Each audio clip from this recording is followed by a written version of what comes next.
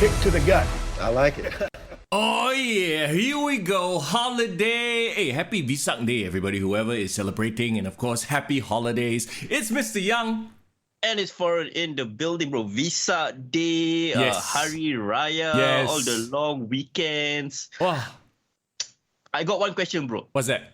Why are we still stuck in Singapore, bro? I feel like we've peaked in the year. You know, until December, there's not going to be this huge string of holidays in a row. So everybody just enjoy it and enjoy it with some wrestling talk. How about that? Yeah, man. Actually, it's actually even very hard to talk about wrestling, bro, because what is happening in the wrestling world these last couple of weeks, man? I mean, around the world. I mean, we're gonna talk about what's happening locally, but like post backlash, before Double or Nothing, like I mean, what's going on, bro? That's right. So many things, unfortunately, a lot of complaining to do. Let's get to that in just a bit. But I want to say hello to everyone in the live stream, in the chat, by the way. Edison, it's good to see you. Referee Ryan from SPW, what's up? Hey, could we see Referee Ryan take a bump very soon? SPW holding their show on the 27th of May. We'll get to that in just a bit as well. But as always, if you want to talk more wrestling outside of the live stream, you can always check out our Discord. The link is right there in the description. There's always a conversation there, so you can always jump in. Agree, disagree, don't care, fuck yourself, whatever you want. Apparently, there's always heated discussions, hot takes from some of the listeners that join on the Discord. Sometimes, bro, when I wake up, I don't check Bleacher Report, I don't check my Sportskeeda. I just open up my Discord, then I will have all the latest wrestling news. So, like, shout out to everyone in the community for being so gung-ho, so on, man. Shout on low. Yes, yeah. Hey, man, like, look, wrestling, we love our wrestling, and nothing gets us talking more than, you know, our favorite sport, right? Or sports entertainment, as it were. So much so that every time, and this is a little inside track, right? Every time, Foreign and I, we start the podcast, we're like, okay, let's try to keep it like an hour and a half today because, you know, we are busy, we got things to do, we are working adults and all that, right? End up 2.5 hours, 2 hours. Always, bro. Bro, I tell you, if we just live stream a Twitch from our Discord channel, I think it will just never end. It's just a never-ending stream of just wrestling. I mean, but we love it, bro. Like you just hate what you love and you love what you hate, bro, right? 24/7 channel, let's go. 24/7. Kick to the gut network. Oh my god. Okay. But I must say, right, being in the Discord apparently have some perks because you know, we are going to be talking about GrappleMAX Fight Club this weekend, and shout out to the people that we mentioned in the Discord that you guys we ran a contest, and fastest fingers first. Shout out to the people who could be in the live chat right now, who are actually going to be joining us this weekend. We're going to get a booth, and we're going to get some wrestling live, man. How awesome is that? Get to hang out with us at the former Siam Tiu, is what I heard this place is. So, wait. Bro, can you explain to me Siam Tiu? I mean for non, or is it Hokkien or Mandarin? Siam Tiu, actually, no, I think it's Thai, because Siam Tiu basically means like a Thai bar. So is it like a disco bar, is it, bro? Yeah. My brother, have you not visited the infamous Siam Tius of Bangkok, Thailand? Oh, I don't know, man. Are we talking about the one where they give you garland? Got many different types. Let's just put it that way. Every different one got different gimmick, bro. They are gimmicks. Okay. Let me check. Referee Ryan, Edison, Irvin, have you all been to this some queues before, bro? Can you tell us more about it? Maybe they don't want to admit. Hey, this is a safe space. You know what? We've been to because we just go there to check it out. You know? Okay. Guys, this one not circuit breaker, bro. You won't go to you break curfew and then go behind your wife. Oh no. This guy is safe space. Bro, that one you go there, you something else break. Say, don't want to go into that. Where is this podcast going, bro? Foreign is halal mode. Cannot go. See, I got the halal mustache and beard already. Cannot. Yeah, exactly. Yeah. Where got time? Referee Ryan said, Referee Ryan, he's so good boy. No time to go Siam Tiu one. Yeah, bro. He's the one running the operations, bro. He's the true ring leader, bro. Oh boy. Okay.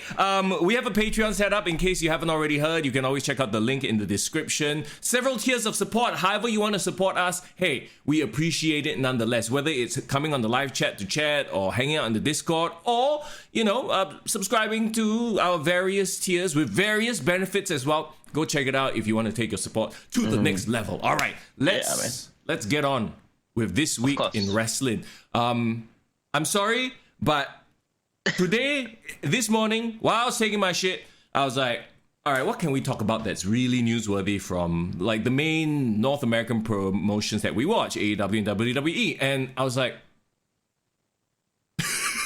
yeah.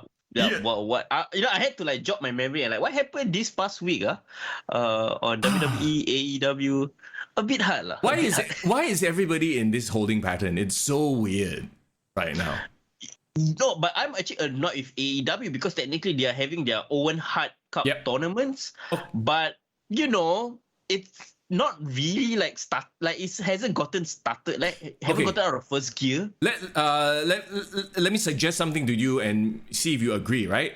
They've been doing qualifying matches for the actual tournament. It's been on your TV screen week after week after week. It seems like there's no end to a point where it's like, oh, another week of Owen Hart. Like I'm bored of it already.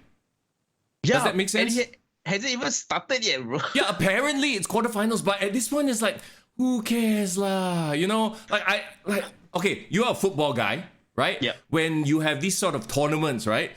Like, okay, World Cup, I guess, would be the example because they have like best of 32, best of 16, and then blah blah blah blah blah. Usually the first few matches nobody gives a fuck already. No, okay, the first 2 matches people care. Then after that, the round of 32, round of 16, people just kind of like, okay lah, never mind, I'll just wait until semis or quarters, right? Yeah. No, but that's the thing, right? Like my favorite kind of wrestling tournament, if you bring it back to wrestling, right, are always those one night tournaments, you know? Yes. That one got stakes because you can kind of follow the story from the start of the show all the way to the end of the show. Well, here's the other thing. We don't know how this is going to be formatted. Are the finals going to be at Double or Nothing? Did they say and I missed it or what? For now, right, it seems like the semi-finals would be still this coming week. Okay. So I believe you're right. The finals itself will be at Double or Nothing. So could it just be a case of we have short attention span? They should have just given us quarter, semis, finals, not freaking qualifying even before the tournament. Yeah, I mean, I don't know about you, bro. One of my favorite like one night tournaments, Deadly Games, bro. Remember Survivor Series 98? Okay. Where is the year after the screw job where it was Mankind and The Rock. And then I think The Rock won, but then he turned heel on Mankind. Okay. Yeah. I vaguely remember. My mind is not as encyclopedic as yours. Now I need to go and watch. Okay, don't worry, I can jog your memory. Okay. It's the one where they repeat the screw job as the year right after. Because they pretend to ring the bell. Right. Okay, on yes. The Rock. I remember now. Yeah. Then he became the corporate guy. But anyway, that's not the point. The point is, right, what I like about those kind of tournaments is like got running storyline, you know. Yeah. You know? Like and it's always right, the matches are not random. There was always like a rivalry. So like at that point, remember Undertaker and Kane was actually inside the tournament. Right. And progress. So like I like it when they somehow managed to converge all the storylines into the tournament. That makes sense. Not some random, hey guys, I want to honor Bret Hart, that I'm just gonna do a tag team fight against each other for no reason. Yeah, right. And if you are going to do that, right, at least show the random draw. Don't just announce, oh, by the way, Cash is fighting Dax, huh? What? You know what I mean? At least make a story out of it. Oh yeah, do the random draw. They're like, okay, wow, shit. And then they shake hands and then have their whole thing. I mean, it is what it is lah.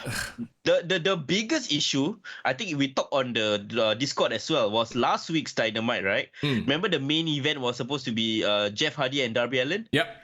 And then all of a sudden they say, hey, since when did it become a anything goes fight? Apparently, Darby Allin just go to Tony Khan, since both of us are Daredevil, just make it anything goes, no disqualification match. Yeah, pretty much. And then, of course, like, I don't know about you, but have you noticed Jeff Hardy's Swanton Bomb lately? I've seen it. He just potatoes the fuck out of everybody with it. He's like, okay, never mind. I'm not even going to try missing. I'm just going to drop my whole fucking back on you. Apparently, that's I heard something that Matt Hardy was trying to explain that it's actually safer for Jeff Hardy to do that, but it's to the detriment of the person taking it. Exactly, right? Because what happened was, right, if you do the original Swanton Bomb, right, his upper part of his back will hit the guy, then he will take the full brunt of the force on his lower back and hit the mat lah. Yeah. So I think he's trying to protect his lower back, but like you say lah, the thing just smack the guy right in the face. Yeah, like the whole body weight of Jeff Hardy just collapses on the person taking it. So damn poor thing. Honestly, like this tournament has. Usually I love tournaments. This tournament has not held my interest. Like, okay lah. Long story short lah, they should have shortened it. It just went on way too long. Now the buzz is all gone. Plus, have they announced stakes? Yeah, they haven't announced stakes. And you know what? I will go one thing further, bro. Then I think they announced the tournament too soon. Too soon. I think because we known about this tournament since like late last year when they started announcing the partnership. And it just happened throughout the month, like, I don't know. Bro, they are like the opposite of WWE. WWE is like, oh, next week, quarterfinals. Huh? What fuck? King of the Ring. You know what I mean, right? So it's almost as if we have two freaking opposite ends of the spectrum. One is like, wow, let's drag this shit out forever. The other one's like, okay lah, let's just do it next week. Yeah, them schizophrenic. I mean, I don't know, man. Chat, like, have you guys been enjoying the Owen Hart Cup tournament so far? I mean, there's even the girls one to follow as well. I mean, so much that, you know, I mean, I tell you, unless you're a real wrestling fan, if I'm a casual person, if like somebody on the chat right now just randomly come right and check this out, they're like, what the hell are you guys talking about? Bro, Riho versus Ruby Soho. Battle of the Hoes. It happened on Rampage, and I actually like tried to give this match. You know what? As far as Ruby Soho goes, done. I'm done with her. Like, really? No that hope. Bad? Like, she had all that heat coming in, right? And then they had sort of like a sloppy back and forth. Like, and really, Toni Storm is still in the, like, what has Toni Storm really done recently? Is she still in the tournament? I don't even. Yeah, she is. Okay. Bro, she had a match with Jamie Hayter that she won. Right. Yeah. She won it on Dynamite. Yeah, no, but I understand, because when we record this show, right, we record it today on a Monday. It's been a couple of days. But what does this mean that after a couple of days, we forget about the matches that happen? Forgettable. It's absolutely forgettable. And that's the problem we've talked about with AEW. It's like they keep doing all these over-the-top things to a point where garbage matches are no longer memorable. Ladder spots are no longer memorable. Because it happens every week. And then, bro, would you argue, right, bro? Back in the day, right, Attitude Era, right, you only had two major wrestling shows, the Nitro and Raw, and people are salivating, like waiting to know what happens next week. They're like, you know, really invested in the shows because very little content. Yeah, well, back then they had all the garbage matches as well, because that was when ECW influence was very high, right? But they had strong characters. They had the NWO. They had Rock, Triple H, Stone Cold Steve Austin, even your mid-card, the Hardys, Edge and Christian. You know, they had strong characters everywhere. So arguably, even if the wrestling was shit, there was always something entertaining to watch. Whereas now, everyone's wrestling is, got standard one, right? But nobody's standing out. Nobody is like, oh, I want to check out this guy, right? Irvin says, Toni Storm, no reaction. Yeah, exactly. Because like her promos are just bland. Even almost to a point, it feels like they don't let her talk anymore. She just stand there. I don't know if you realize. Yeah, and when she comes out, it's like dead down. Nobody gives a shit. Because these WWE defections also so common to the point where it's like, oh, okay, another one. Keith Lee, Isaiah Swerve Scott. All when they come out, it's like, no reaction, huh? Yeah. So I think the issue is, right, first of all, they are in a new environment, but I feel they haven't freshened themselves up as a character. They haven't grabbed the brass ring, grabbed the competition by the throat. The last person I remember vaguely, like, really breathe new life to his character was Miro. Like, Miro was the one guy I can think of, right? Like, okay, this is a whole new person. I want to see what he does next in AEW from WWE. But like the rest are just continuations, right? Yeah. Well, what happened to Miro, by the way? Is he still in limbo with his hot wife and God? I mean, that's the best place to be, like, we think about it. You just need religion and your wife. But no, apparently he's actually shooting a movie or shooting some sort of TV project. The last thing I saw him on social media was that he was rehab. He had two major surgeries that he was taking. So, and then in between he was doing a movie. So like, I think it's a matter of time because, right, bro, great segue. I think we need Miro back in the TNT Championship picture because what the fuck just happened on Rampage? Okay, so you had Scorpio Sky versus Kazarian, and then they played up this whole angle of Scorpio Sky wants to do it honorably. They used to be tag team friends, whatever, blah blah blah, and then turns out it was all a swerve, right? At the end. Yeah, how annoyed are you that Scorpio Sky actually was becoming sort of a likable babyface? Yep. And then when the time comes, he just straight away went back and became a heel. Like, how annoyed are you at that? No, I'm not just annoyed. Actually, I didn't hate it that much. I hated it because of the fact that he was kind of being teased to go face when facing Sammy. And then now versus Kazarian, he like a double like what? It's almost as if they have no idea what they're doing. They're just reacting in the moment. Everything is an in the moment thing. But then wouldn't that mean Scorpio Sky now is back as a heel, right? Yeah lah. And facing against Sammy Guevara, because Sammy Guevara is still a heel. Yeah. But didn't he try to come in to save? Yeah, that's the thing. So I'm confused. Okay, maybe. Here's my theory. Actually, right, the crowd was trying to turn Sammy Guevara heel, right? Yeah. And I think he's trying to embrace this, like, okay, fine, I am a bit of an asshole, but I still want to be honorable. He's trying to do the Cody thing, bro.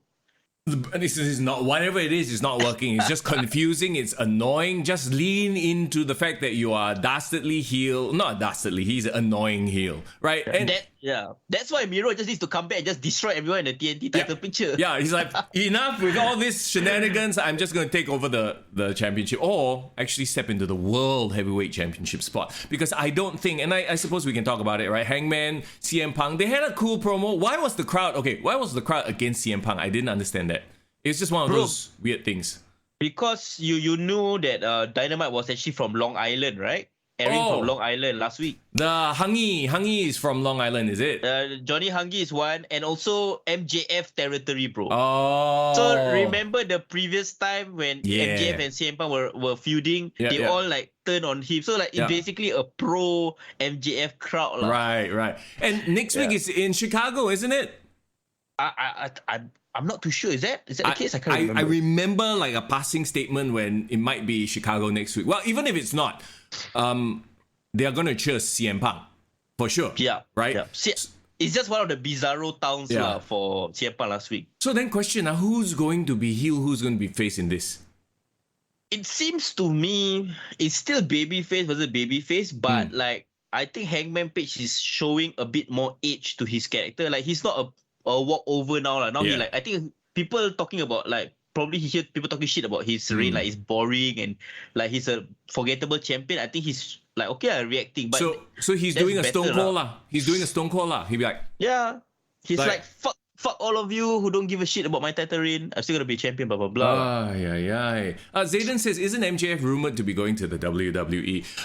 Well, he has how many years left in his contract? He has stated that if he doesn't get 2024. Yeah, there you go. He stated that if he doesn't get a pay raise, because he's still on like his original deal, which apparently sucks. Because back then he was kind of quote unquote a nobody, right?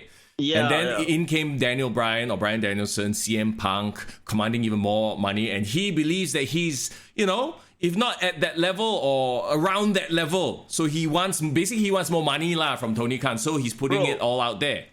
I was reading up on this story, right? And he did an interview with Barstool Sports, right before Dynamite. I found out the figure that he's being paid, bro. Yeah? Okay. It's a lot for us Singaporeans. I look at it, I'll take that money. But like, if you think of it in the grand scheme of things, he's one of the biggest draws on their show right now. He's only being paid 200k a year, bro. Right. And compared to like a CM Punk or Bryan Danielson or Moxley? Yeah, 200k a year, which is like about 20,000 a month. If you think about the travel that they have to do on their own, it's really not a lot. But do you know how much the others make? That's the question. Of course. CM Punk, million? $1 million deal. You know what's who is still one of the most highest paid stars in AEW? Who? You would be fucking annoyed when you hear this. Young Bucks. No, John Moxley, bro. I'm not surprised. He was the first big WWE defection. It makes sense. He came in hot off his WWE run. But you know why MJF is pissed? It's not because of Bryan Danielson and CM Punk getting big money like that. He's getting paid lesser, bro. And this is, I kid you not, it's the truth. He's getting paid lesser than Mark Henry and Big Show, bro. Oh my god. Okay, yeah. I get why he's a little bit salty and putting it out there. He's using social media to his advantage, right? He's just basically telling everybody without telling Tony Khan, you better pay me more money. Don't you think, bro, the top stars in WWE actually will make more money than AEW? Yeah, probably. And I think he feels that he can be that top star. If, and this is a big if, they let him do what he does. You know WWE, they might try to like, okay, actually, no, you follow this script. And then... Yeah. Oh, I've heard, right? I heard that they were doing a breakdown. Somebody actually from the Discord sent in the YouTube I think it was from Conan's podcast, right? Talking about the merch sales that Cody Rhodes, Roman Reigns gets from their t-shirts and stuff like that. Apparently, like Cody Rhodes is now almost overtaking Roman Reigns as the #1 merch seller. He only got one shirt out. Wow, really? So on WrestleMania weekend, right? I think they dropped the Cody shirt right after his match. So that whole weekend, that shirt was the #3 best-selling shirt. And you know who was the top 4? Who? The WrestleMania shirt, like I was here WrestleMania. That's the main official T-shirt. Clearly Roman Reigns. And #4 was Stone Cold's T-shirt. Well, not surprising, yeah. Yeah.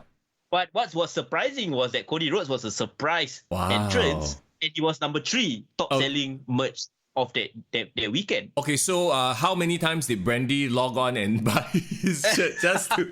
Okay, no, I'm kidding, of course, but I mean, I'm not surprised. The entire presentation, like we've said before, he just fits the WWE machine. He looks like a star, he's being presented like a star, it just works for him right now. Yeah, I would dare say MJF also fits the WWE mold. Yeah. Showmanship. I think he's more of a sports entertainer. And clearly, in his interviews, he's been always like name dropping Bruce Pritchard lah. Oh, Cody is still my best friend. Yeah. I still follow his career. So like, he has an in. Cody. What he's watching closely, how Cody's career is going in WWE. Yeah. He probably will make that move, man. I won't be surprised. Yeah, and well, that could be the big move. And knowing Vince, knowing him, like what he did with Cody, he's like, okay, you know what? We are taking the whole presentation and everything. You're already a star. We don't need to repackage. Hopefully, they adopt that mentality for MJF as well. And if I was Vince, right, I don't know why a part of me wants to be like, oh, I want to put my stamp on him.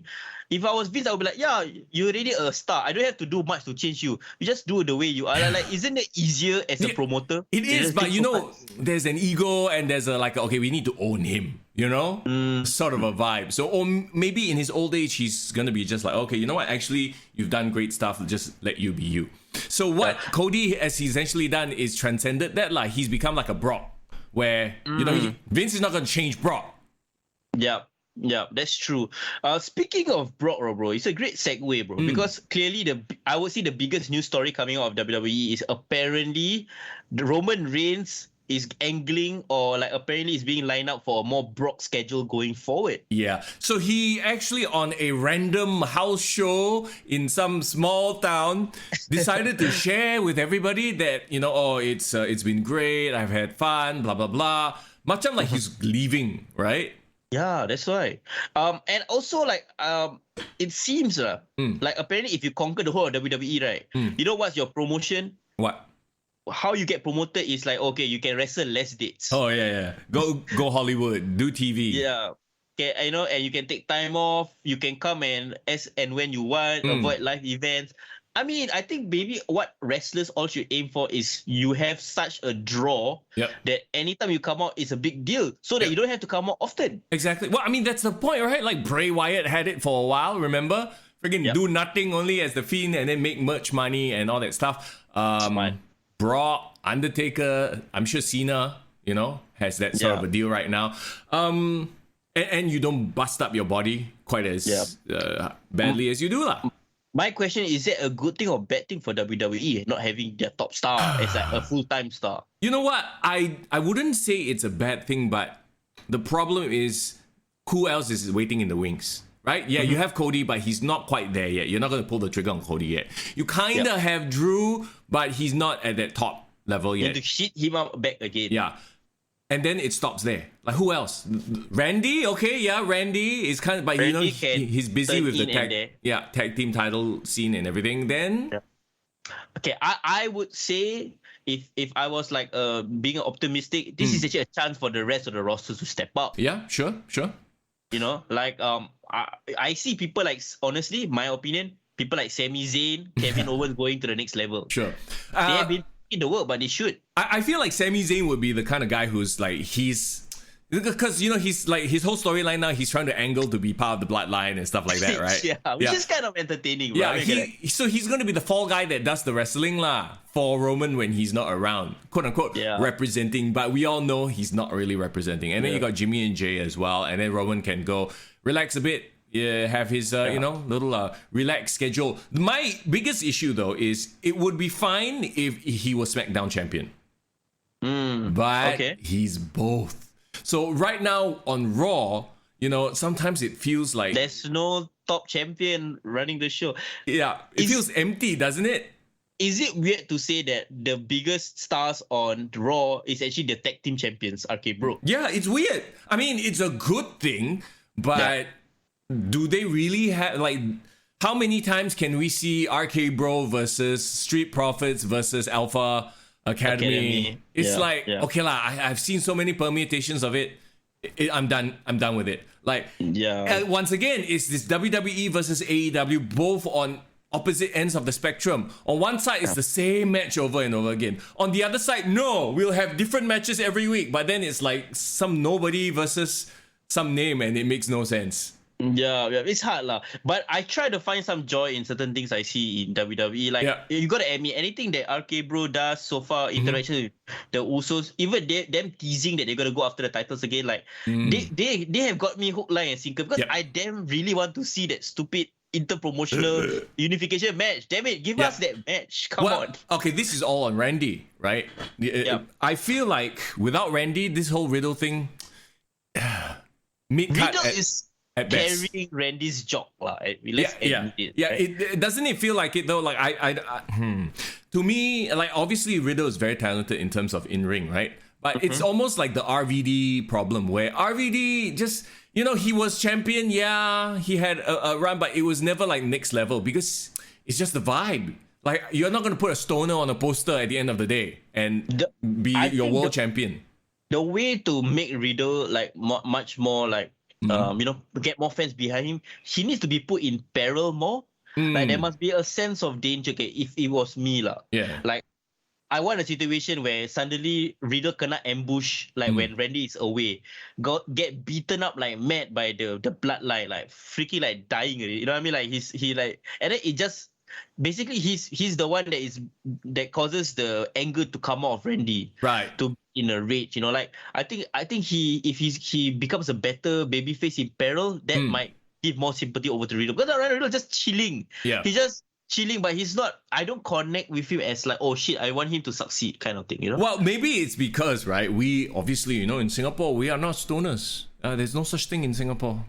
But in the US, right, like, there's a huge stoner community. Maybe they are actually, connecting with that. We don't find it relevant because it's not relevant to our lifestyle, right? But maybe they do. And it's something that we're just not seeing. Yeah, but okay, like, looking forward, right, Hell in a Cell is coming up. So Hell in a Cell is like one more people we need to get through before like the big stadium shows. I would say, right, if I was the one booking WWE matches, there's actually a whole bunch of good matches that I would pull the trigger in the Hell in a Cell match. You know what I mean? Like, if in the next couple of weeks, Seth and Cody suddenly get really, really vicious and violent, they have already started to do it recently. I think they deserve a third match in Hell in a Cell. Oh yeah, I think all signs point towards Hell in a Cell, right? It kind of makes sense. Yeah, so like that is actually finally a Hell in a Cell match that deserves to be in a Hell in a Cell match. Exactly, and not just a rando Hell in a Cell that they have to throw together. Several people suggest that Riddle turns heel on Randy. It was an act all this time. You know what? If Riddle did turn, he can just say it was the drugs.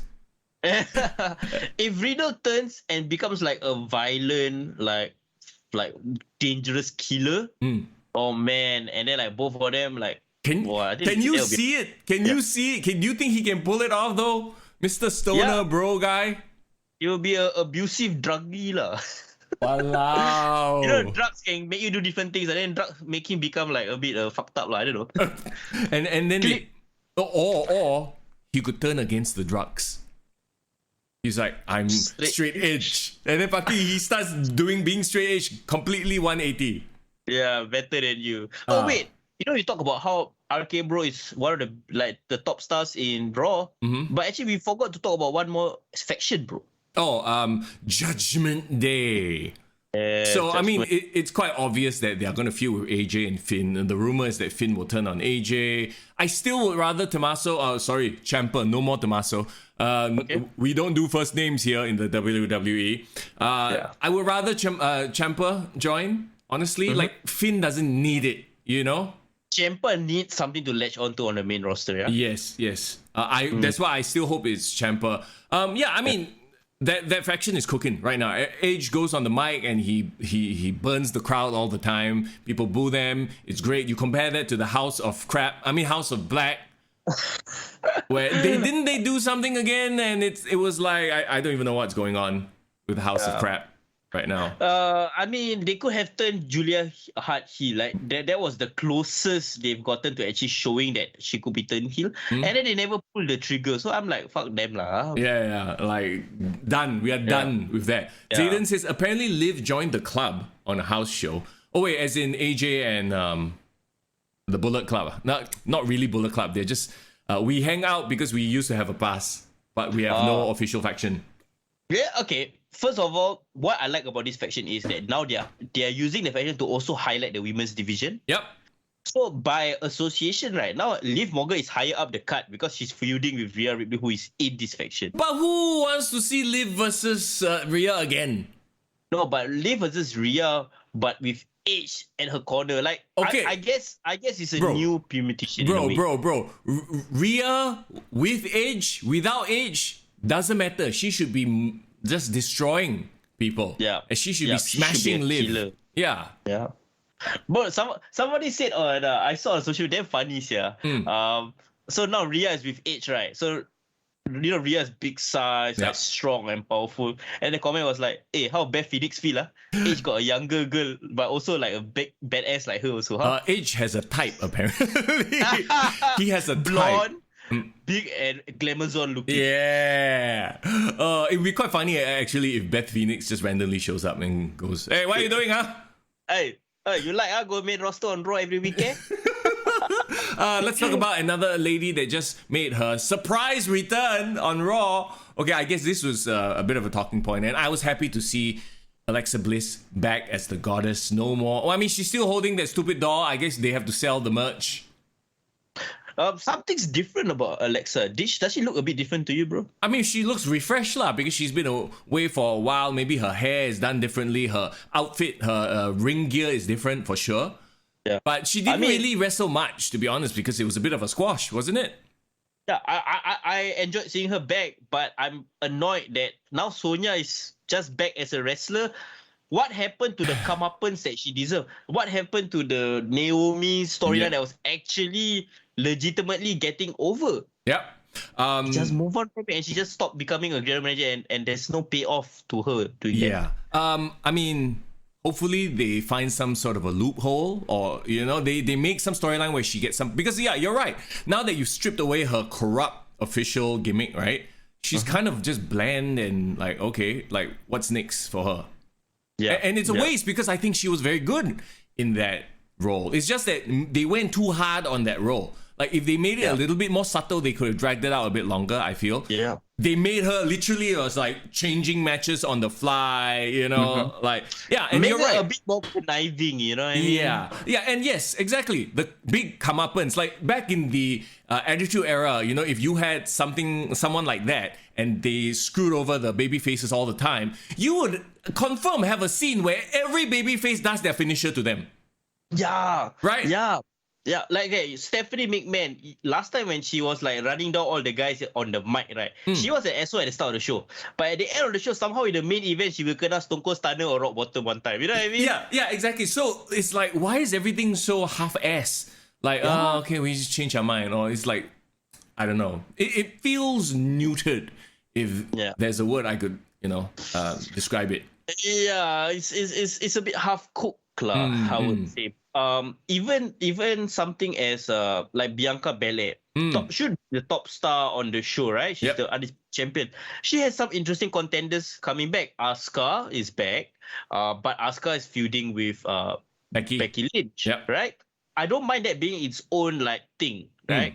But then Sonya Deville was the one that was facing Bianca Belair. That was just a one night event. Yep. It's over. Then who's gonna face Bianca next? Bianca has always had this problem where, for some reason, she's had no legitimate challenges. Every time she's won the title, it's like, who's next? Like, nobody, you know? Yeah. And right now, I'm kind of cooling off on Bianca again. The exact same thing as last year. That, which is weird because people keep asking me, oh, Bianca, what's her greatest moment as a champion? To me, it was her winning the title. Because I don't remember whatever happened.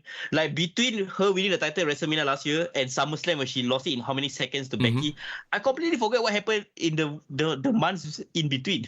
So can we say that she's better in chase? Yeah. So I don't know. Zayden brings up Lacey Evans. Okay. All those weeks of promos on SmackDown, suddenly they play the promo on Raw. Did they explain it? Like, why is she coming here?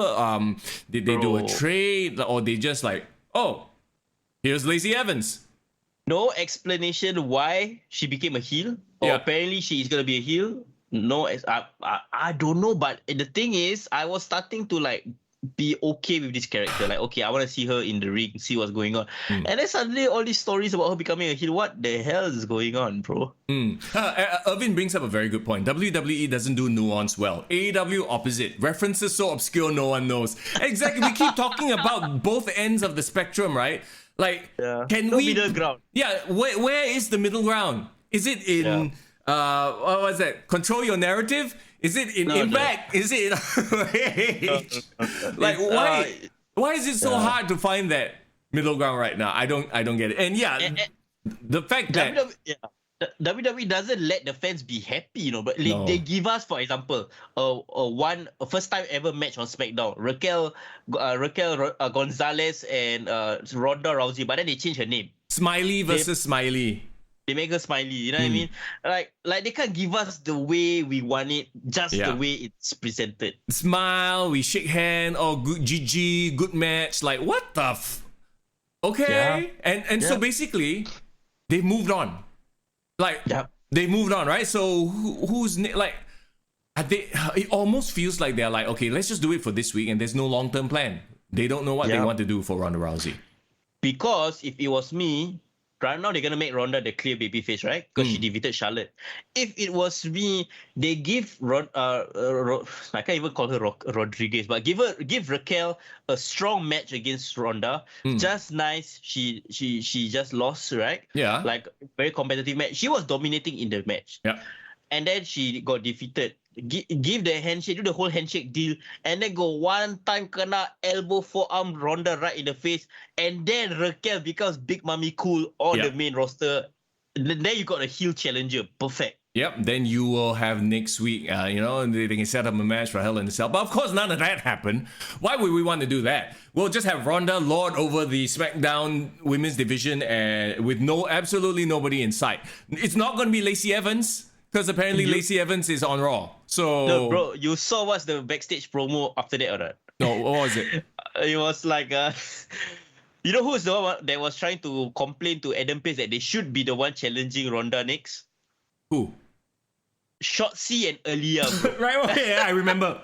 Then I'm like, they are fighting for the right to fight, and then I'm thinking to myself like, girls, you guys gonna get crushed, bro. Don't even try. It's like there is no legitimate challenge. They've built nobody up. Everyone else is injured, you know? Yep. So they're like, okay, let's just buy time and throw her scraps before the next challenger. I mean, yeah, exactly. Shotzi and Aaliyah, what? You know what? Make a 2-on-1 match, have Ronda destroy them both. I wouldn't even mind that. Because that's clearly where they are on the card right now. Yeah, exactly. So it's like, oof. I heard a report, I read something that Vince wants to turn Shotzi face. Really? She works better as a face anyway, because I don't know. Actually, you know what? The problem is, it doesn't matter. Because every time she's in the ring, it's been a shit show. Like, I hate to single out somebody like that, but I'm sorry. Have you ever seen an amazing Shotzi match? Well, I saw her turn heel and nothing happened. Nothing came out of that. No, but even before that, all her matches, it was like botch fest, lah. So I'm like, maybe she should go back to NXT. we always thought that it was too soon for her to leave NXT. Remember? Yeah. My biggest memory of her was nothing to do with her being in the ring. It was her hosting Halloween Havoc. Yeah, like being cool and do her thing, and maybe that's her role, right? Right? Maybe she once in a while has a match. Maybe she'll be on Level Up, practicing a little bit more. Yeah, man. Bring Dante back to the NXT main roster. Put Shotzi Level Up. Come on, what's this? Alamak, what 1-for-1 trade? Right? Okay. What else jumped out at you in terms of this week's pro wrestling? Well, in my opinion, I think we covered everything, bro. Like everything that is significant. Hold on. Hookhausen is a thing. We got to talk about that. Okay, here's an interesting thing.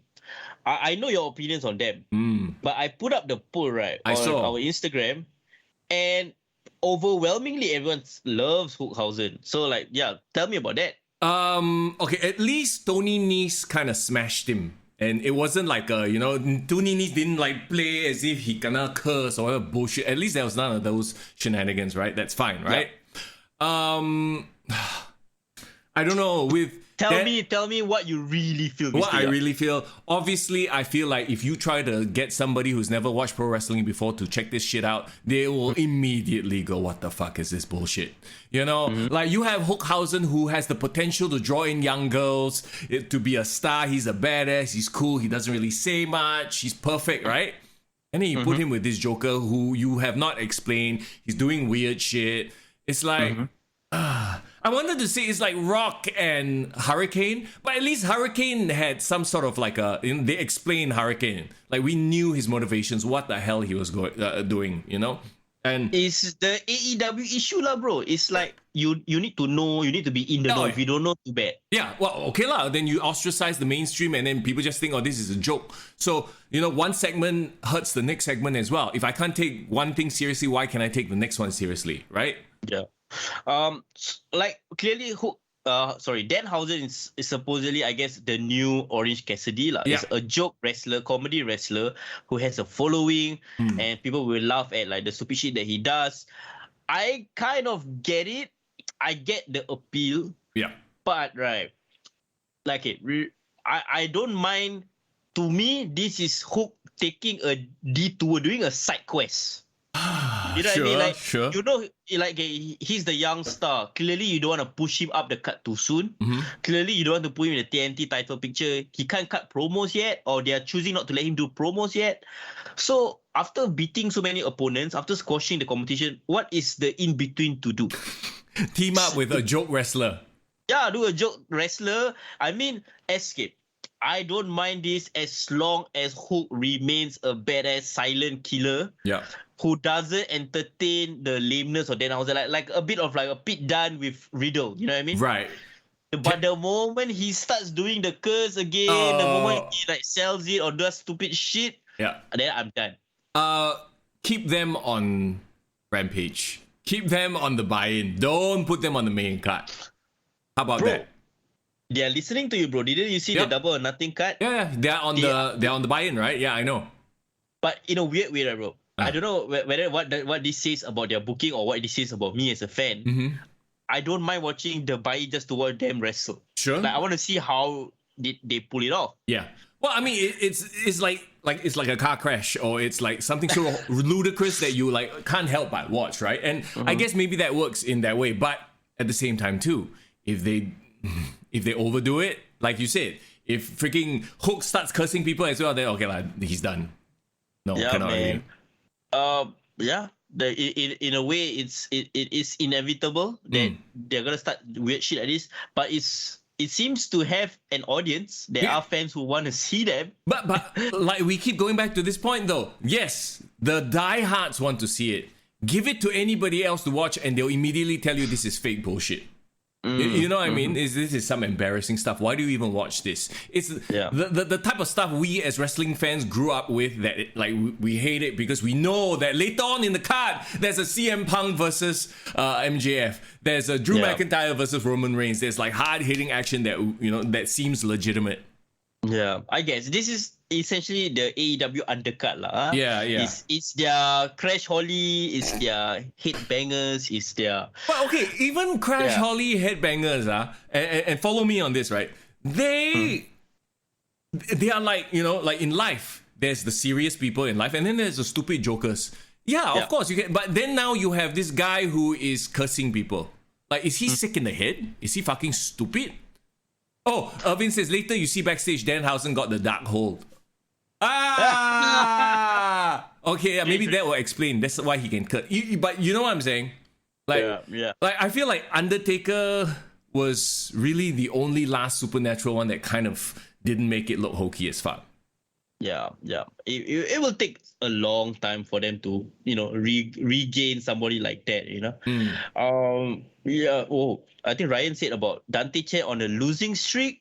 Well, I mean, he's just getting his wrestling legs, his sea legs in. It'll be fine. I mean, at the end of the day, we all know, right? This is not about wins or losses. It's, especially at that level where he is at right now. It's showing management what he can do. Anyway, Level Up is not canon. We all know this. Yeah. I want to say this, and I hope he hears this, Dante. I think where he is right now, bro, I think he is at the John Cena hometown shots era of John Cena. When John Cena, after Ruthless Aggression, got a good debut, and then he started coming out wearing hometown shorts, but he wasn't, you know, making a splash. He needs to find that gimmick. He needs to find that Dr. Takanami that suddenly, like, you know, brings him up to the attention of the bosses. What that is, we don't know. I mean, you know, we've thrown out terrible ideas before. Bling, he should just join the cast of Bling Empire lah. Fuck it, be super rich, spoiled Asian brat. Go for it, bro. Come on, we've already told you so many times. Like, remember we talked about him joining the Way at one point. Oh yeah. Then we asked him joining Tian Sha. No. I distinctly remember saying not to join Tian Sha. Okay. Yeah. Oh, what happened to Boa? By the way, is he still there? He should be there. What happened to Xia Li, bro? Xia Li. SmackDown, but non-canon apparently. Just randomly turn heel in a 20-second promo. Yeah, so like I think what Dante needs, like I thought there was something there where he suddenly team up with Raul Mendoza. Was it Raul Mendoza or it was somebody else? Raul Mendoza is the guy in Legado. Yeah, it's by one of the Latino guys. Remember he had that one match last week. Yeah, but I think maybe going to the tag team will help him somehow. Maybe. Okay. Let's just put a bow on this week in pro wrestling. I've stopped watching NXT. I feel very bad to say that, but also I don't, because nothing's really jumped out at me. Like once in a while I see photos of Mandy. That's about it on NXT's Instagram. But all right. Beyond that, I'm like, which is sad because that used to be my show, right? I know. No, but it's okay, bro. I feel like if they lose a hardcore like you, it's on them. It's on them. Well, it's on them, right? Honestly, this entire week's worth of pro wrestling, I kind of felt like I could have skipped, and I wouldn't have, you know, missed anything. I wouldn't feel bad. And the more you do that to your diehards, the more you're going to lose them. Can you imagine the mainstreams? That's why they're long gone. Exactly. There's nothing really there to sort of go, oh, okay, shit. You know, I have to watch this. It's not destination viewing. The funny thing that I can say about this week in wrestling, the most popular, highly rated, biggest amount of viewers that is wrestling related. It's not WWE Raw. It's not SmackDown. It's not AEW Dynamite. What is it? It's Young Rock, bro. Oh my god! Wait. Which? What clip is this? Okay, the recent episode of Young Rock. Apparently on NBC it got 4 million viewers, bro. What? Is it the episode where he's backstage with all those like Stone Cold, Undertaker, all those? Guys? So apparently the match was it's about his first tryout match in Corpus Christi. So they were retelling the entire match how it went down lah. So he had a first his tryout match was against a Brooklyn Brawler, played by Colt Cabana. Okay, sure. But you know what? He kind of looks like Steve Lombardi, so I give it to him. And then they had like a bunch of people like cosplaying lah. That's the nicest way I can say it. Cosplaying as the other wrestlers. I've seen the clip. The only person that kind of looks like the real wrestler would be Stone Cold. Everybody else really looked like cosplayer. Stone Cold was funny because I saw some of the comments like, is that Hardcore Holly? Because he was the Stone Cold with the hair. Yeah, don't forget, Stone Cold used to have the hair, okay? Yeah, it was before Balding took over and defeated his undefeated streak lah. Yeah. Balding tapped him out. He tapped out to Balding. Yeah, go ahead. His voice was good, bro. He had the voice for Stone Cold, bro. But you know what this proves and this shows? That it's hard to be a superstar wrestler and have that physique and body. That's why when you look at AEW, nothing impresses because, I mean, I don't want to be a Vince McMahon and be a body guy, but, you know, there is something to that, like visually, right? When you see somebody who's jacked and athletic, you go, oh, that's a real athlete. When you look at Adam Cole, it's like, I could kick his ass. Oh my god, yeah, that's tough. You know what I mean though, right? I know what you mean, but and to find somebody who looks like an Undertaker, who looks like a Stone Cold, is actually very hard. You mean to tell me that they did open casting and then couldn't find somebody of that physique? Like there's no actor out there of that physique? Actually, apparently not. The only way they can find an actor of that physique is to hire actors, wrestlers as the actors lah. Exactly. So that's I guess that's my point. It's like, you look at them, you immediately think badass wrestler. The Undertaker was the worst. Like he looked like this scrawny dude with long hair. Yeah, didn't even try. Yeah. Okay, the Mankind one was, I think, forgivable because most of his face was covered up. Yeah, that's fine. So it was like, it's fine. Triple H looks like Chris Pine with long hair, bro.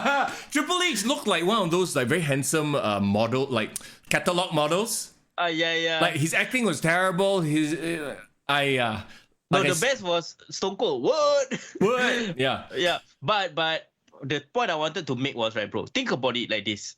A show that fictionalizes what really happened in the 90s still draw twice more viewers than Monday Night Raw. Bro, think about it. It's sad, and we've talked about it before. The heyday, obviously, of pro wrestling as mainstream media is over. Right now, it's so niche. It's a bit like, it's sad because we love it. We want to shout out to the world about it, but you have shit like Danhausen. You have shit like, I'm sorry to say this, but, you know, they went nowhere with Nikki Ash. They have, you know, and that takes away from wrestling being cool. Wrestling is just not cool. Yeah, like think about it. Like 10 years from now, do you think anyone would bother to write a documentary or a comedy about what happened in WWE 2020? Like, not for the mainstream audience. For the WWE audience, maybe yes. Like they have their own documentaries and stuff. Like for the diehards, but one by one, I feel like the diehards are leaving. I say this every week, guys. Every week, there's just so much more out there that's taking away attention. You got video games, they're amazing. You got movies, Marvel stuff, DC stuff, and then wrestling is here going, we're fine. Bro, I think bro, Kick to the Gut will become a media podcast really. Talk about other entertainment stuff. I tell you, bro, at the rate that we are going, man. Exactly, right? Well, thank goodness there's local wrestling to talk about, to fill in this weird sort of bottomless pit of meh. This week, okay? Before we get there, though, I just want to bring up one more thing about AEW. And they showed clips and a preview of their new video game. Oh, bro, did you see this? Wait, they have new video content of their video game? Yes. Can we play it here? Because I haven't seen it before. You haven't seen it? I don't know if I can launch it. I'm very afraid because my system, like, you know, Chrome might crush my system to death. Okay, wait. Let me open up my YouTube and just, you can talk about it while I just... sure. Okay, so, I mean, we've heard the rumors, right, that Kenny Omega couldn't work with the people at Ukes for whatever reason. Maybe it was him, maybe it was them, whatever, right? But the whole thing about this was like, oh, you know, Kenny Omega, he's a huge video gamer as well. So, you know, that's why he was part of the development team, or he was involved to make this AEW game. And they did mention that they were inspired by the old school, like N64 WWF No Mercy, which I'm sure you've heard people talk about being quote unquote the best, right? Yes, correct. So when people started looking at this footage that they put out, the footage is Nia Jax, Nyla Rose and Chris Statlander. I'm seeing a couple of Nyla Rose, Chris Statlander, and it's like their early gameplay, right? Does anything jump out at you? Okay, I saw the top comment is like, judging by the animation, it looks like a bit like Def Jam. A bit, because Def Jam, I believe, was it before or after No Mercy? Anyway, it was all inspired by No Mercy lah. That's the whole point, right? The problem is, what they've essentially done is taken No Mercy copied the combat style, and it was Yuke's who developed No Mercy, so they probably have the coding and everything, and just reskin and make everything look nicer lah, because it's better graphics mah. Correct. That's true. So for example, if you look at the combat, everything sort of like is an impact move, which is like what? So when when Riho punches somebody, you'll see the boom, and then it pauses for half a second. Boom, you know what I mean? It looks so. It's like, you know what it's like? It's like playing Street Fighter, which it's like a early 2000s fight game lah. Yeah, which is what what's his face loves. So I know this is early footage. I know this is, but it's not looking good. It's not like you look at what 2K has done. They've made wrestling smooth, right? This is so arcadey and like. Okay, but if you can't just copy 2K22 and make an exact simulation game like WWE, because that will just be copying the game, right? You need to kind of go in a different direction. So is this arcade direction like a bit too over the top? Here's the thing. If they were aiming for over the top, then go over the top. Like when you punch somebody, have fucking water, or have fucking, I don't know, like aliens fall out of Chris Statlander or something. It's like, that's like really arcadey. So now they've sort of gone in. Wait, AEW Fight Forever is not going to have entrances as well? What? No, really? Who said that? Jason said that. They did mention that the customization will be very limited as well. So it's like, why have they gone so backwards with this game? Wait, what I heard was that they have gone way over budget. Oh. Because they spent a lot of money trying to develop their own engine for it. Wait, hold on. They developed their own engine, but the gameplay looks exactly the same as No Mercy 2000. Like, what? Because clearly, AEW developed their own game division because they do not want to. They do not want to have to pay money to license all the Yuke stuff, and I think Yuke's probably they want to like overprice them, like the shit out of them. Yeah. So I think they decided to go the other way, where they can create their own engine so that they can have their IP going forward for their future games. But my issue is to build like a smooth engine, right? It will take years, like multiple editions of the game. So it might be like 20 years down the road before like the game is like legit refined. Yeah. But we're getting the earliest version, which is the most crap lah. Yeah. Zayden says no license for all the music. Wow. Okay, they completely shit the bed then. They have completely shit the bed then. Well, that is clearly a budget issue. They must have spent so much money on other shit that they can't afford to pay CM Punk's cult of personality. Bro, why not just like turn to Uncle Khan over there and beg for Grandpa Khan and beg for some cash flow?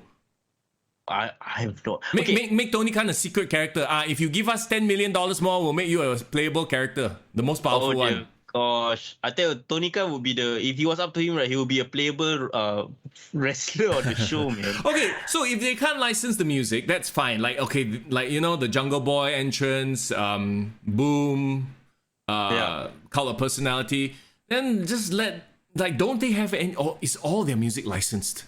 No, not all. No, they have their own in-house stuff. Right. But like the popular guys, like, can you imagine Tony Khan wanting to pay Chris Jericho more money just to play Judas in the game? Oh, but can you imagine Chris Jericho comes out to some random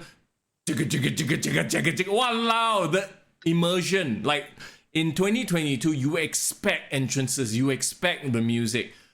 The fact that they can't deliver it, maybe they should just make this a fucking mobile game. Do you think they should take another year to actually get everything right? Or is it because they're trying so hard to meet the deadline, that's why they are just rushing through it? Also, if they take another year, wouldn't that add to the budget as well? Yeah, it's like a production. What you keep it going. You have to. Maybe they're just fighting to get it out, so they have something to show for it. Just give up at this point. WWE 2K22, you can make AEW already. Yeah, does this remind you of this development shit that WWE 2K20 went through, bro? No, not really, because at the end of the day, right, like that one was Yuke's, the whole issue of Yuke's. And Yuke's left, and then they had to develop an engine out of the blue. So that was like an unforeseen circumstance. They still had the entrances, the presentation was still there. It was just the game was broken, right? Yeah. In this case, they don't have the entrances. The game looks like shit. Like, everything just seems like a clusterfuck. Okay. I need to see the like clip on my own. But from the few seconds that I saw, it looks like they're going for this very more blocky type of character, and Bro, I've seen a lot of it playing arcades, but not my kind. Watch footage of No Mercy for N64. That's exactly where they've copied it. In fact, watching the footage, I'm like, bro, this is N64's No Mercy just with newer graphics. That's it, because everything looks like, you know, like a shoulder block, and then there's like a stiff sort of like animation, half a second delay, like impact. If every move creates impact, then every move is boring. Okay. Like when did No Mercy come out? Was it 97? Was it 2000? I forget. But it's 2022. You cannot have the exact same game just with reskin graphics. That doesn't make sense. It probably feels like shit. They could just play the old N64, games. Exactly. If they wanted it. I don't know, because I feel in my heart that this is Kenny Omega's baby, right? Yeah. Apparently, he's been spending a lot of his time, even now that he's injured, doing this thing, getting this shit out. Didn't he leave? So, didn't leave. What I meant, they had a disagreement with Yuke's, right? Yeah. So I think they're trying to find a way to get out of the Yuke's deal. Because, clearly, right, bro, if I was a game developer, Yuke's, I fucking know this industry inside out. Then got this new guy who is supposedly in a position of management trying to deal with me. But he's just a gamer, but he doesn't know shit about anything.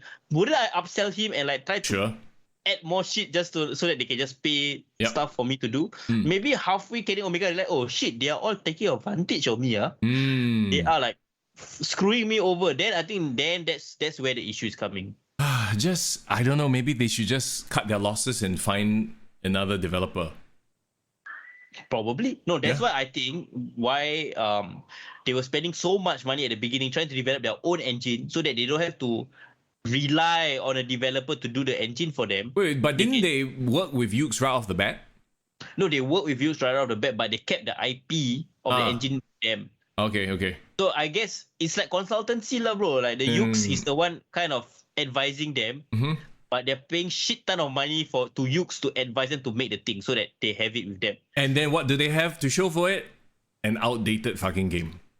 Good luck. I don't know, maybe they'll prove us wrong. When is this thing supposed to come out? Apparently they're aiming for third quarter or end of year release, but we shall see. Okay, well, I'm going to make a bold prediction.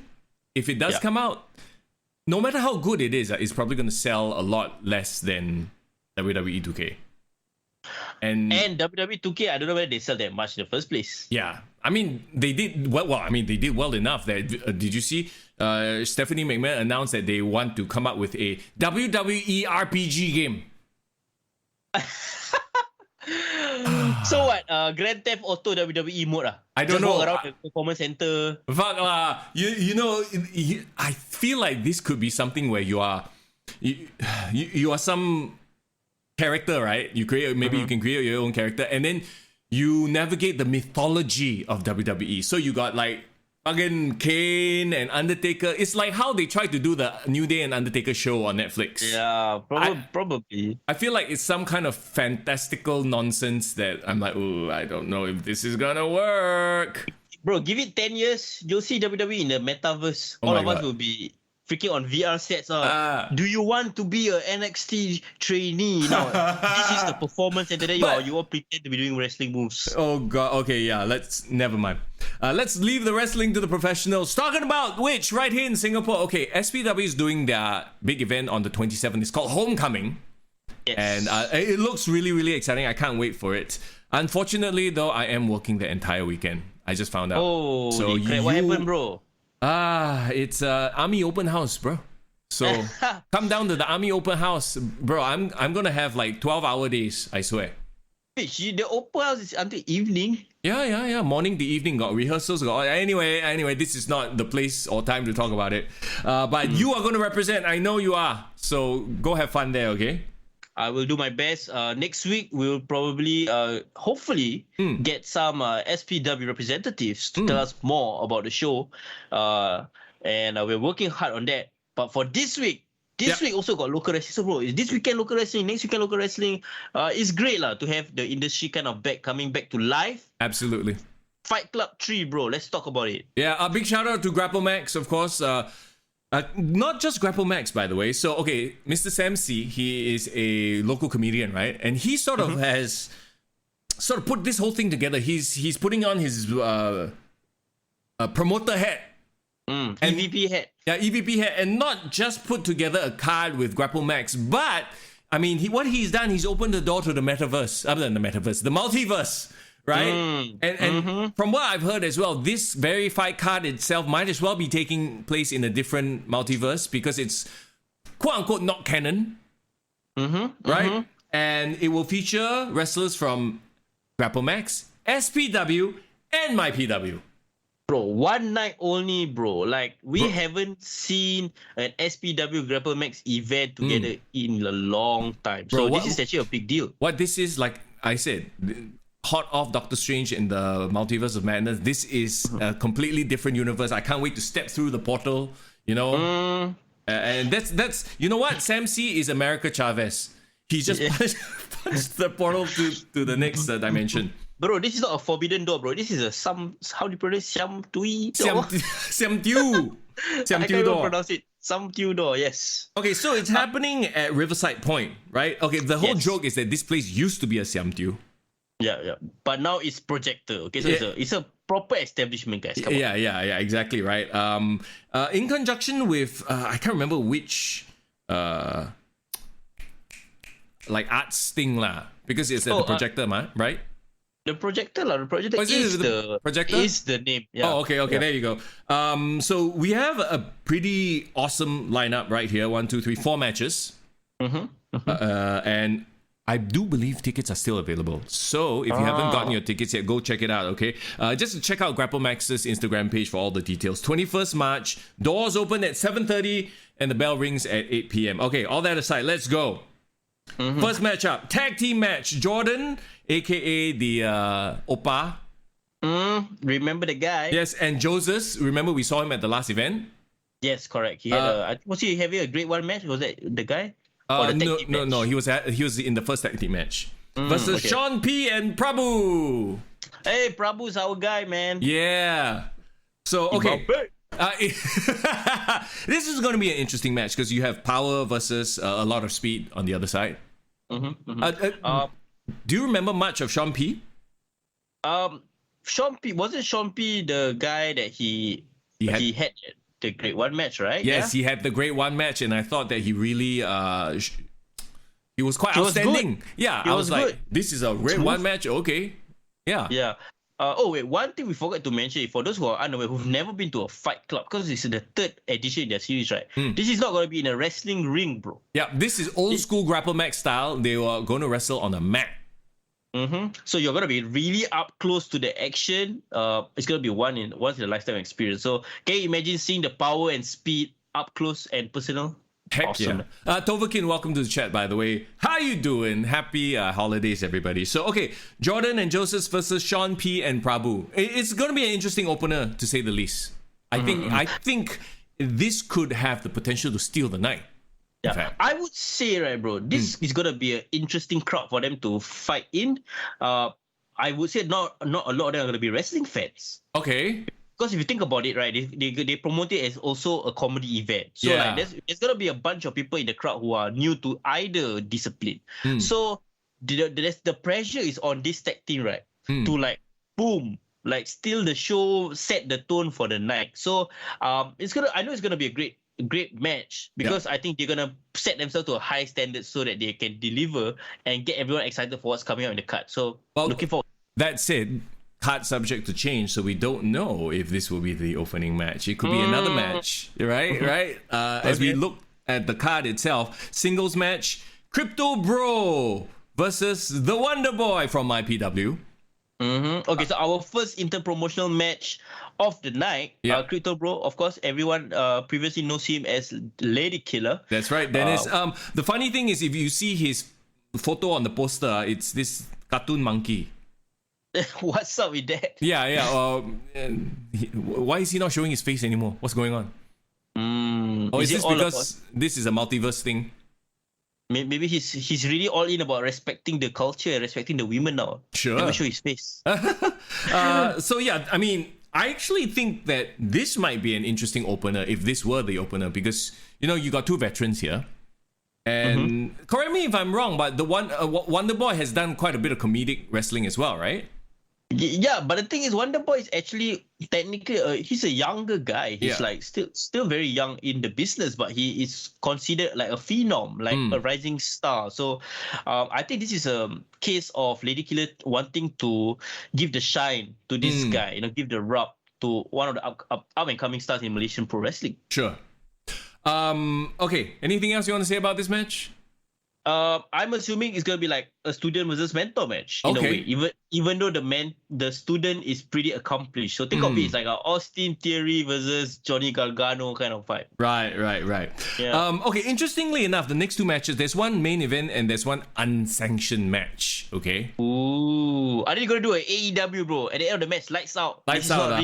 Well, this is X Siam Teo. The lights are going to be out the whole time. What are you talking about? No. Oh yeah, that's true. So I don't know which one is going to wrap things up. I'm guessing that the last match, the unsanctioned match, will be the one. Because I mean, I spoke with Sam about the event at the last GrappleMAX show, and I don't want to say anything because I don't want to potential spoiler lah. But there will be some kind of storyline leading there, and like I said, it's all non-canon. It's sort of like within its own little pocket universe, so you don't have to worry about anybody's storyline from before. Are you saying it's gonna be a one night like storyline running through the night? Is it gonna be like a tournament? Not a tournament, but like this is within its own self, so we don't have to worry about like who's face, who's heel, here and there, that kind of thing. Well, not too much anyway. Okay, let's talk about the main event then. Looks like an inglorious main event. Wilson and N-Boss Gregory versus Sean and YC. Okay. So interesting story. We've tried to get Greg on the show to talk today. He couldn't make it. We tried to get the opponents on the show, Sean and YC. They also cannot make it. Bro, it's a long weekend. Everyone out staycationing or some shit. Yeah, bro. So I hope all of them better be busy training. That's why they couldn't get on the show. No, but I think clearly again, we saw from the previous GrappleMAX event, like Inglorious is like smooth, well-run machine. Wilson is I would say one of the aces in GrappleMAX. GrappleMAX right now. So like I think it's a matter of time before he goes for after the title or like gets featured up in a more prominent card. And Greg is gonna hold everything down. But what I want to see what Sean and YC is gonna do, because I remember, was it YC or Sean, the one with the long Chris Jericho hair? I remember liking that guy a lot. Was it? It's YC. It's YC. It was YC, right? Yeah. He had his fans at the corner at that point in time. Yeah. So he a bit like a young Chris Jericho Lionheart kind of vibe coming to him. So like I'm hoping that it's gonna be a great face versus heel tag team match. Let's very quickly go back to Crypto Bro. Irvin said something very funny. After the crypto crash, Crypto Bro can be like broke Corbin. Actually, that'd be quite funny, yeah. He comes out and acknowledges it after all these crypto coins just went south. Hey, give chance to Crypto Bro lah. I don't know whether he might be nursing some losses right now, man. But depending on how he performs on the day or how he's presenting himself on the day, whether he's doing well or not doing well. It'd be funny if he came out like broke ass Corbin. Yeah, it will get a chuckle out of like wrestling fans who are in the know. Yeah. Let's talk about the unsanctioned match, lights out and whatever the hell. I mean, fittingly enough lah, you got Butcherman from SPW. You got Cornelius Lowe from MyPW, right? You got John Day from GrappleMAX. So it's a triple threat. Straight Sauce versus Cornelius versus Butcher. Is it unsanctioned because, this is technically like a non-canon, like this is one time only, like this is never meant to happen kind of thing? Maybe. Or maybe Butcherman wants to bring in... What's his chopper's name? Oh shit. Cleavy? Yeah. Maybe he wants to bring in Cleavy. No, I don't know. Maybe that is the storyline going in. Yeah, no, okay. This is definitely not canon because I don't know whether you've been seeing TikTok or like social media, bro. But like apparently Butcherman and Dharma got some real beef, bro. Really? Wait, are we talking shoot or are we talking like kayfabe? What's going on? Work heat or shoot heat? That's why it's I do not know, and as a very learned wrestling fan. Learned wrestling fan. Let's go. I can't tell the diff, bro. I can't tell the diff. And apparently they are gonna clash at Homecoming. So I know we are jumping the gun a bit, but I feel like to explain the context of this match, I think it's important to let you know that apparently Butcherman, in his real character as Daniel, posted on his TikTok saying that, hey guys, like no bullshit. I really don't like this Dharma. Okay.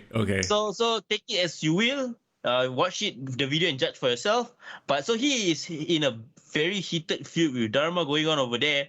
But now he's having a side quest here in GrappleMAX's Fight Club. So it's gonna be very interesting. Yeah, I mean, like we said, so this will be an entire contained little storyline. So even if you don't know any sort of context, they'll probably just, it will all be within the event itself. So if you haven't already gotten your tickets, go get your tickets. And don't worry about any of that. Just come and enjoy the evening. We'll be there as well in our booth and everything. Come say hi to us. We'll go say hi to everybody. It'll be a fun evening. 21st of May. I got a couple of friends who are coming who have never seen. They are wrestling fans, but they have never seen local wrestling before. Okay. So I don't know whether he was listening to this, but shout out to Lloyd, one of my friends from UFC that I gym with usually, right? And he was telling me, "Hey bro, you never bring me to a wrestling event. I want to check this thing out. I want to pop by wrestling virginity, local wrestling virginity." And I say, what better way than to go to some tweet? Some Tew, bro. Tew. Some Tew. Is it right? I keep getting it wrong. Okay, one of these days we take road trip to Thailand. All right, Mister Young, married man bringing foreign to some Tew in Thailand. Let's go. Bachelor party maybe? I don't know. Oh dear. A kick to the gut outing to Siam Tew. How about that? I mean locally we also have Siam Tew lah. So, but not quite the same. Should we run a contest and get some of our Discord friends all over there also? I don't think that is why people come to our Discord, but okay, maybe. Okay, wait. Speaking of it, so shout out to GrappleMAX because they actually gave us tickets to give away to our fans or our listeners to join us for the show. That's so right. we have our own booth, bro. Yeah. Just you, me, and 2 VIP friends of us. Let's go. So we ran a contest. Or well, not really a contest. We just put it on our Discord. Okay, fastest finger first. Who replied to this will get a ticket. So shout out to Toverkin, who confirmed that he can make it. But I don't know whether Edison is still in the chat, bro. Mr. Blackheart, are you confirmed or not? Because he said he's still deciding. we don't will decide too late, bro. Come on. Yeah, we will confirm it with him or over on the Discord. But I think that'll do it for us here today, huh? Yeah. One of our shorter episodes. Well, I mean, it's been an hour and a bit lah, but an hour and a half almost. Not exactly short, but we got through a lot. Yeah, we did. Yeah, and at the end of the day, I think we will have more to say next week after reviewing the show and seeing it live. Exactly, and hopefully, as we get closer to Double or Nothing, there'll be more interesting things happening on the AEW. Yes, indeed. So at the end of the day, next week, it's going to be a Double or Nothing preview as well. Don't forget. Yes, that's right. It's going to be crazy. You know why? GrappleMAX review, SPW Homecoming preview, and Double or Nothing preview. So I think back to 2 hours next week, okay? Let's go, bro. Let's go. Let's do it. Okay. Everybody, thanks once again for hanging out. If you're listening to the podcast, we do the live stream on Mondays at 12 noon, like 99% of the time. Card subject to change, though. And of course, if you haven't already, drop us a like, a follow on our various social media platforms. If you're watching the live stream, remember to like this video, okay? And slide into our Discord and chat with us. More wrestling chats there. Links are in the description.